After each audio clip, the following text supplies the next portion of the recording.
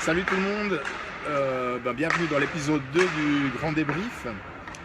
On est ici avec Laurent à la patinoire de l'Accors Arena Hotel, Hotel Arena de Paris-Bercy. Les Biélorusses sont en train de s'entraîner.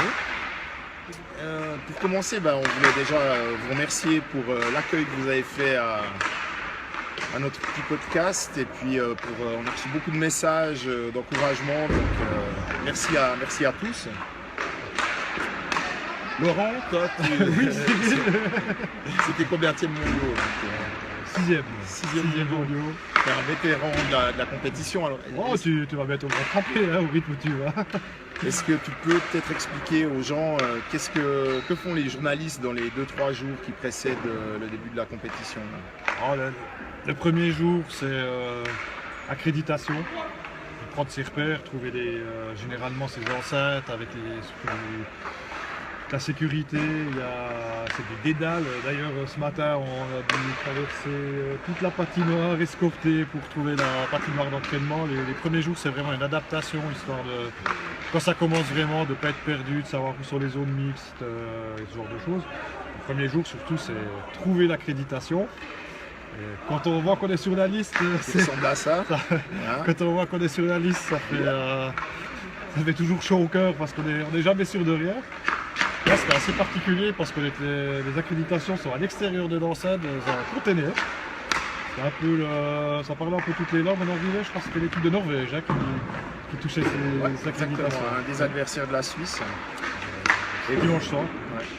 Et puis on en a aussi profité pour essayer d'aller voir un peu quelques joueurs qui sont beaucoup plus disponibles avant que la compétition ait commencé. On prend un petit peu du matériel pour la suite. On essaye de faire 2-3 interviews avant que ça commence. Et puis voilà, demain c'est parti. Premier match.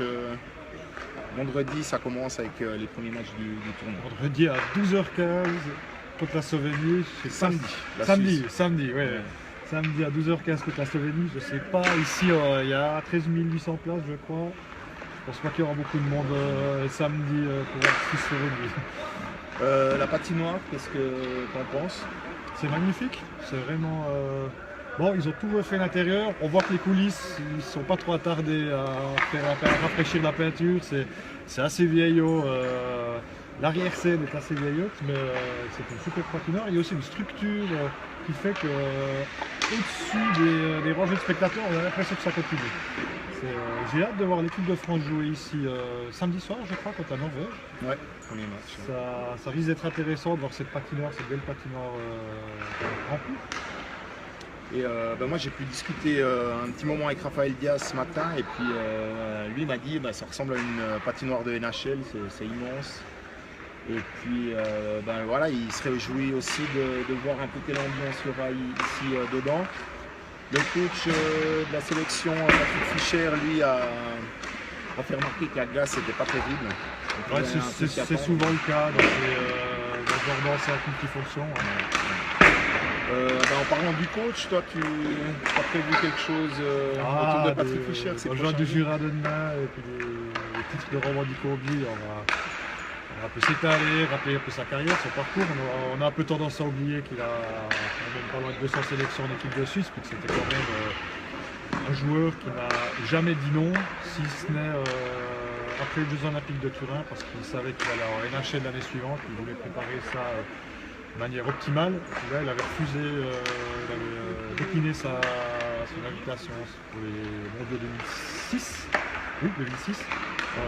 Ça a toujours été un fidèle de la période couleur, alors qu'on sait qu'à cette époque, il y a des joueurs qui n'étaient pas des bons joueurs, qui étaient en pétard avec couleur, qui n'étaient pas sélectionnés, et d'autres qui trouvaient toujours une bonne excuse pour pas y aller. Donc finalement, si on regarde au niveau éthique, d'avoir Patrick Fischer comme sélectionneur, c'est un peu, il y a une suite logique. C'est intéressant ce matin à l'entraînement, c'est de voir qu'il nous a fait quand même un bloc de défense. Il persiste ici, il y a un bloc de défense qui fait rêver. Le fun, Geladzi, ils sont toujours ensemble. On y croit, ils sont chauds. Donc pour le match de samedi, il va jouer avec 7 défenseurs, donc il y a quelqu'un qui ne sera pas aligné. Mais bien sûr, on espère que Geladzi et Leffel seront de la partie contre les Slovènes. Il doit tracer 2 noms encore. Ouais. Et bon, il y avait 2 joueurs en noir, selon le chef de presse, ça voulait rien dire, c'était des joueurs qui aiment bien le noir. Donc il y a de fortes chances que Fabrice Herzog et Reto Sourin ne commencent pas le championnat du monde. Ou Reto Sourin. Et où on verra. On verra. Voilà, la seule certitude, c'est qu'on aura Hilaire au but, qui reste sur 3 blanchissages, et tout le reste, on va se laisser surprendre. Ouais. Sinon, de quoi on voulait parler Je sais pas, c'est toi qui as préparé aujourd'hui. Non, enfin, la patinoire est magnifique, on sent pas un énorme engouement dans les rues, on n'a pas vu d'affiches.